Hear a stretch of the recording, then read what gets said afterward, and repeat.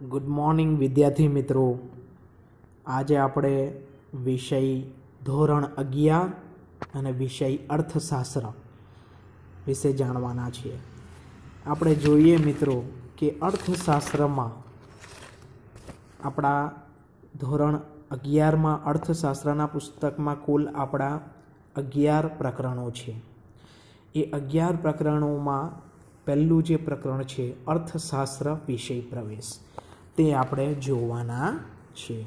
અર્થશાસ્ત્ર વિષય પ્રવેશ, ઇકોનોમિક્સ એન્ડ ઇન્ટ્રોડક્શન. મિત્રો, અર્થશાસ્ત્ર એ કંઈ નવો શબ્દ નથી આપણા માટે. એ ઘણા વર્ષો પહેલાંથી આ વિષયનો ઉપયોગ માનવના કલ્યાણ માટે થતો આવ્યો છે. મિત્રો, માનવીની વૃત્તિ અર્થ છે. માનવી કોઈ પણ પ્રવૃત્તિ કરે છે એની પાછળ આર્થિક હેતુ રહેલો છે. માનવી બુદ્ધિશાળી પ્રાણી છે. મિત્રો, આપણે જોઈએ તો પૃથ્વી ઉપર તમામ સજીવોમાં જો કોઈ બુદ્ધિશાળી પ્રાણી હોય તો એ માનવી છે. તેથી તે પોતાની આસપાસની પરિસ્થિતિનું વિશ્લેષણ કરી શકે છે અને વર્ગીકરણ કરી શકે છે. એ પોતે બુદ્ધિપૂર્વક એની આસપાસ જે કોઈ પરિસ્થિતિ છે એનું વિશ્લેષણ કરી શકે છે, એને વર્ણવી શકે છે અને એનું વર્ગીકરણ પણ કરી શકે છે. કેમ કે એક વિચારશીલ પ્રાણી છે.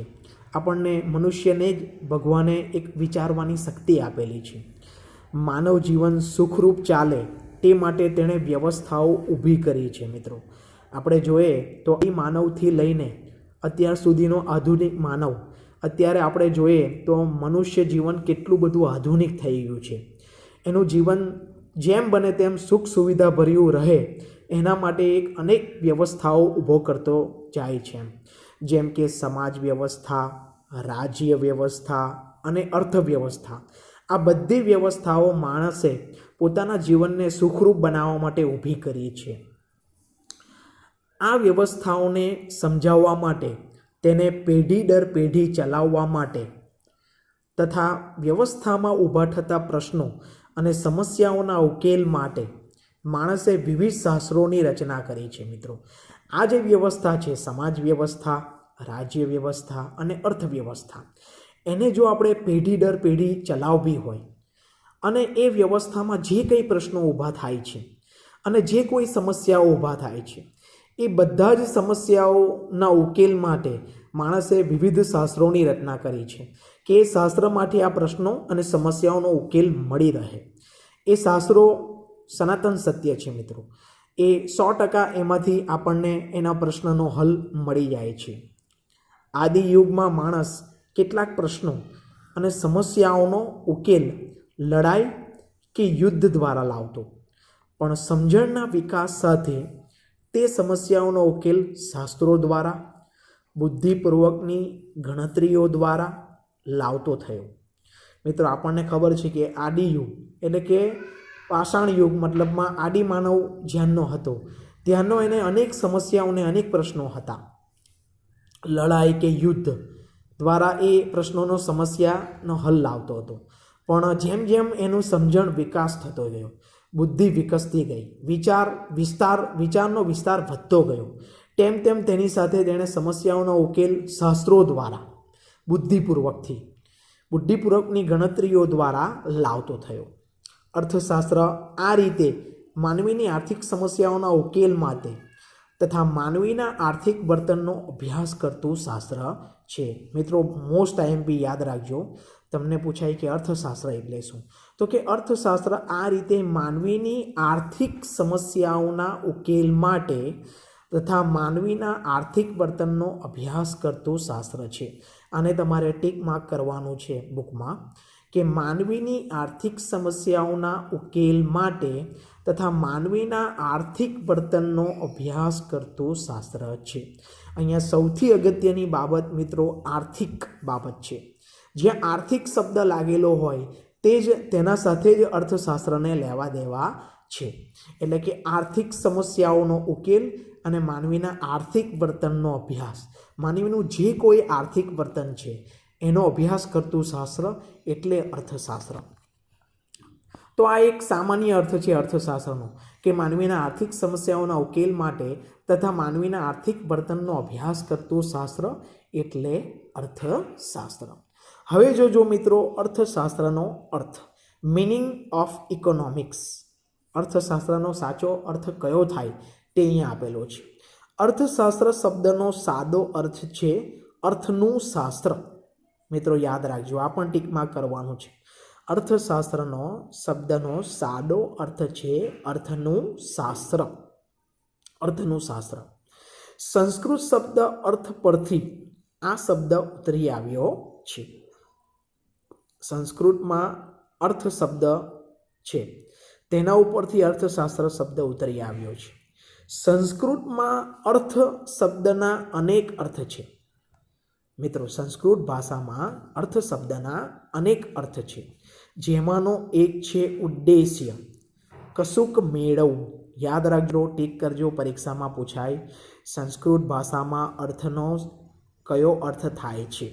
તો કે ઉદ્દેશ્ય, કશુંક મેળવવું, જે આધુનિક આર્થિક અર્થ સાથે વધારે સુસંગત છે. એટલે કે આધુનિક જે અર્થ છે, આર્થિક છે, એ આર્થિક બાબત સાથે ઉદ્દેશ્ય અને કશુંક મેળવવું, આ બે બાબતો બહુ જ અગત્યની છે. અંગ્રેજી શબ્દ ઇકોનોમિક્સ ગ્રીક શબ્દ ઓઇકોનોમિકોસ, મિત્રો OIKONOMOS ગ્રીક શબ્દ છે. ઓઇકોનોમિકોસ પરથી ઉતરી આવ્યો છે. મોસ્ટ આઈએમપી મિત્રો પરીક્ષામાં તમને 1 માર્ક્સમાં પૂછી શકાય એવો પ્રશ્ન છે કે અંગ્રેજી શબ્દ ઇકોનોમિક્સ કયા શબ્દ પરથી ઉતરી આવ્યો છે? તો કે ગ્રીક ભાષાનો શબ્દ ઓઇકોનોમિકોસ પરથી ઉતરી આવ્યો છે. પ્રાચીન ગ્રીસમાં ઘર વખરી સરસામાન કે જે વ્યક્તિગત માલિકીનો હોય છે તેને ઓઇકોસ કહેતા, અને આ ઘરના સરસામાનનું વ્યવસ્થાપન કરવાની રીતને નોમોસ કહેતા. યાદ રાખજો મિત્રો, મોસ્ટ આઈએમપી.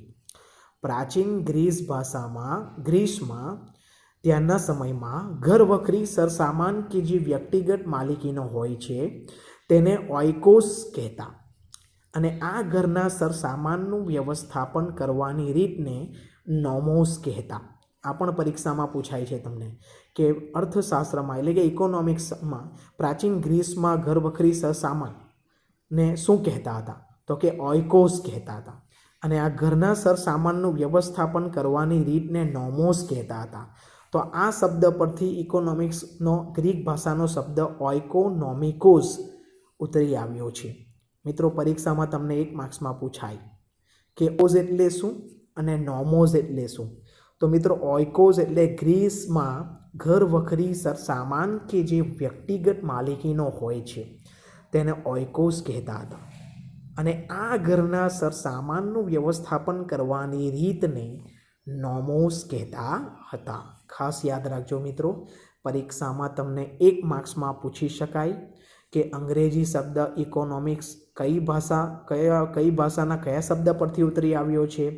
તો કે ગ્રીક ભાષાના ઓઇકોનોમોસ શબ્દ પરથી ઉતરી આવ્યો છે.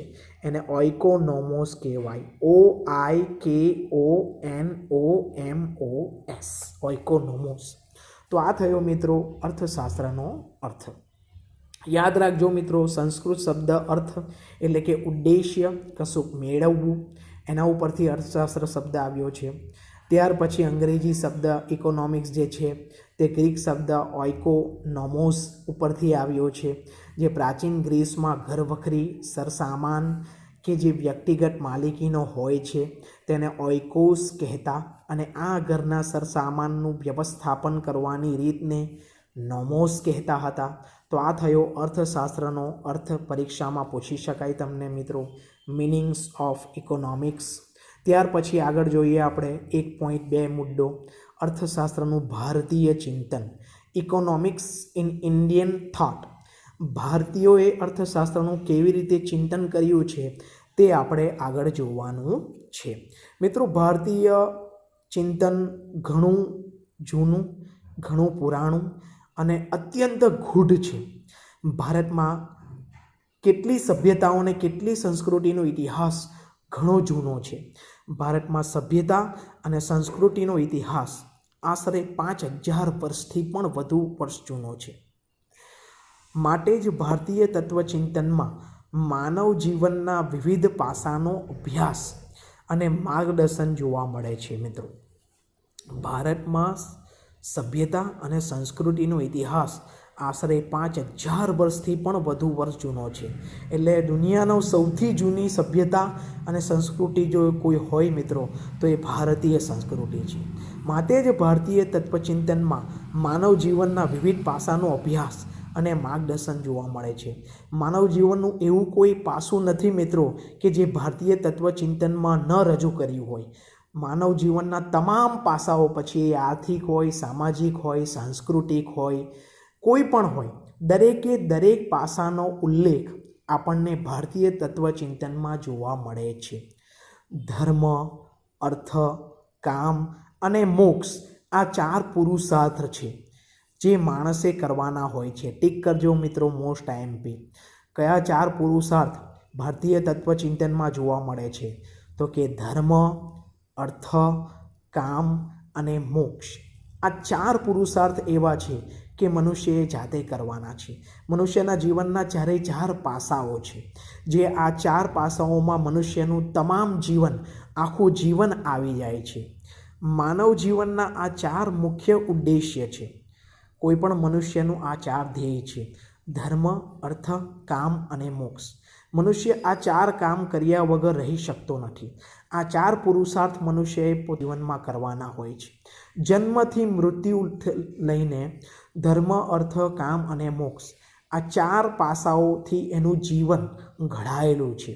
માનવ જીવનના 4 મુખ્ય ઉદ્દેશ્ય છે, જેમાંથી અર્થ માટે કરવામાં આવતી પ્રવૃત્તિ સાથે અર્થશાસ્ત્રને લેવા દેવા છે. ટીક કરજો મિત્રો. ધર્મ, અર્થ, બીજા નંબર ઉપર અર્થ જે છે તેને અર્થશાસ્ત્ર સાથે લેવા દેવા છે.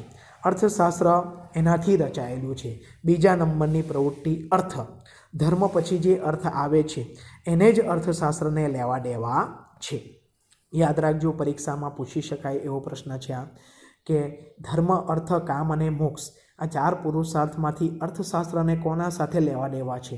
તો કે અર્થશાસ્ત્રે લેવા દેવા છે. કશુંક મેળવવાની અપેક્ષા સાથે થતી પ્રવૃત્તિ એ અર્થપૂર્ણ પ્રવૃત્તિ છે. યાદ રાખજો મિત્રો, મોસ્ટ ટાઈમ પે ટીક કરજો. કશુંક મેળવવાની અપેક્ષા સાથે થતી પ્રવૃત્તિ એ અર્થપૂર્ણ પ્રવૃત્તિ છે. મિત્રો, પરીક્ષામાં પૂછાય તમને કે અર્થપૂર્ણ પ્રવૃત્તિ એટલે શું? તો કે કશુંકની અપેક્ષા સાથે થતી પ્રવૃત્તિને અર્થપૂર્ણ પ્રવૃત્તિ કહે છે. જીવન નિર્વાહ અને ભૌતિક સુખની પ્રાપ્તિ માટે અર્થોપાર્જન કરવું, આવક મેળવવી તે માણસનું કર્તવ્ય છે. યાદ રાખજો મિત્રો, જીવન નિર્વાહ અને ભૌતિક સુખની પ્રાપ્તિ માટે અર્થોપાર્જન કરવું, આવક મેળવવી તે માણસનું કર્તવ્ય છે. માણસે પોતાનું જીવન નિર્વાહ એટલે કે જીવન આગળ વધારવા માટે અને ભૌતિક સુખની પ્રાપ્તિ માટે એણે અર્થોપાર્જન કરવું જ જોઈએ. આવક એટલે કે આવક મેળવવી જ પડે. એના વગર એનું જીવન આગળ વધી શકે નહીં. જો એણે પોતાનું જીવન નિર્વાહ ચલાવવો હોય તો એને કોઈને કોઈ આર્થિક પ્રવૃત્તિ કરવી પડે, અને એ આર્થિક પ્રવૃત્તિ દ્વારા જ એ આવક પ્રાપ્ત કરી શકે. અને જો આવક પ્રાપ્ત થાય તો જ એ ભૌતિક સુખની પ્રાપ્તિ પણ કરી શકે. એટલા માટે મનુષ્યનું આ અર્થોપાર્જન કરવું એ એનું કર્તવ્ય છે. એ કર્તવ્ય એણે કરવું જ પડે. એના કુટુંબને, એના આખા સમાજમાં, કુટુંબમાં, દેશમાં આગળ વધવા માટે એણે પોતે આ કર્તવ્યને અર્થોપાર્જન કરવું જ પડે અને આવક પણ મેળવવી જ પડે. આશરે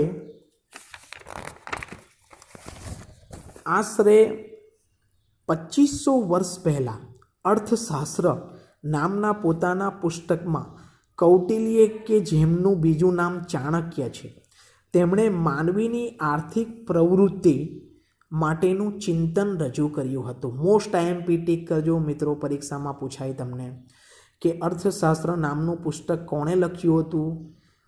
તો કે 2500 વર્ષ પહેલાં. મિત્રો, 2500 વર્ષ પહેલાં અર્થશાસ્ત્ર નામના પોતાના પુસ્તકમાં કૌટિલ્યએ, કે જેમનું બીજું નામ ચાણક્ય છે, તેમણે માનવીની આર્થિક પ્રવૃત્તિ માટેનું ચિંતન રજૂ કર્યું હતું.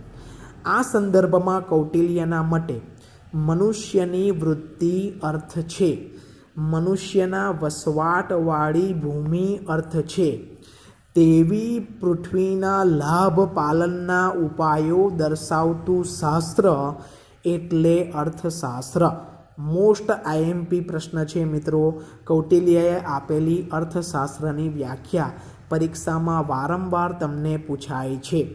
મનુષ્યની વૃત્તિ અર્થ છે, મનુષ્યના વસવાટવાળી ભૂમિ અર્થ છે, તેવી પૃથ્વીના લાભ પાલનના ઉપાયો દર્શાવતું શાસ્ત્ર એટલે અર્થશાસ્ત્ર. પરીક્ષામાં વારંવાર પૂછાતો પ્રશ્ન છે. કૌટિલ્યના મતે અર્થશાસ્ત્ર એટલે શું? કૌટિલ્યના માટે અર્થશાસ્ત્રનો અર્થ આપો, એ માર્ક્સમાં પૂછી શકાય એવો પ્રશ્ન છે. ભારતીય ચિંતનમાં માનવ કલ્યાણનો સમગ્રતયા વિચાર થતો હતો. આર્થિક પ્રવૃત્તિ પણ માત્ર અર્થ કેન્દ્રિત ન રહેતા નૈતિક આધારો સાથે સમગ્ર માનવ કલ્યાણને ધ્યાનમાં રાખીને થાય છે. માટે જ ચાણક્યના અર્થશાસ્ત્રમાં નીતિશાસ્ત્રની પણ અસર જોવા મળે છે. વળી ચાણક્યના મોટા ભાગના આર્થિક વિચારોમાં જાહેર અને સામૂહિક વર્તનવાળી આર્થિક પ્રવૃત્તિ જ કેન્દ્ર સ્થાને છે. ખાસ તો રાજાશાહી રાજ્ય વ્યવસ્થા અને કૃષિ પ્રધાન અર્થવ્યવસ્થાને ધ્યાનમાં રાખીને આર્થિક બાબતોનું માર્ગદર્શન કૌટિલ્યએ આપ્યું છે. એટલે મિત્રો કૌટિલ્યનું અર્થશાસ્ત્ર જે છે એમાં માનવ કલ્યાણનો વિચાર કરવામાં આવ્યો છે. ખાલી અર્થ કેન્દ્રિત નહીં, પરંતુ નૈતિક આધારોને મહત્ત્વ ગણીને માનવ કલ્યાણને ધ્યાનમાં રાખી શકાય છે. અને ચાણક્યનું અર્થશાસ્ત્રમાં નીતિશાસ્ત્રની પણ અસર જોવા મળે છે. ચાણક્યએ મોટાભાગના આર્થિક વિચારોમાં જાહેર અને સામૂહિક વર્તનવાળી આર્થિક પ્રવૃત્તિ જ કેન્દ્રને સ્થાને છે. ખાસ તો રાજાશાહી રાજ્ય વ્યવસ્થા જે પહેલાં જોવા મળતી હતી. ચાણક્યના સમયમાં આપણને ખબર છે કે ચંદ્રગુપ્ત મૌર્ય ત્યારે રાજા હતા અને ત્યારની જે રાજાશાહી રાજ્ય વ્યવસ્થા હતી અને કૃષિ પ્રધાન અર્થવ્યવસ્થાને ધ્યાનમાં રાખીને આર્થિક બાબતોનું માર્ગદર્શન કૌટિલ્યએ રજૂ કર્યું હતું. એટલે કૌટિલ્યનું જે અર્થશાસ્ત્ર છે એ સમગ્ર છે, સમગ્રલક્ષી અર્થશાસ્ત્ર. એમાં તમામ બાબતોનો સમાવેશ થઈ જાય છે.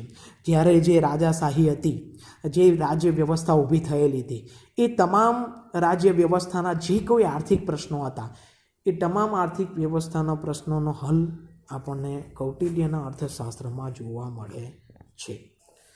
બસ બીજું આપણે હવે કાલે જોઈશું મિત્રો.